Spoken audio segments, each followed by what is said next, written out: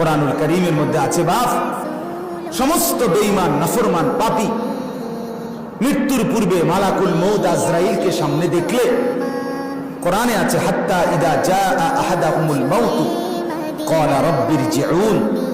প্রত্যেক নাফরমান মৃত্যুর সময় মালাকুল মউতকে সামনে দেখে আল্লাহকে বলবে, আল্লাহ আমাকে একটু দুনিয়ায় ফেরত যেতে দেন, থাকতে দেন,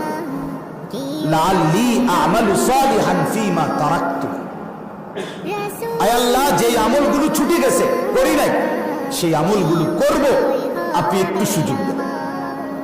আল্লাহ তাআলা বলবেন, কোরআনে আছে কাল্লা, কাল্লা কখনোই না,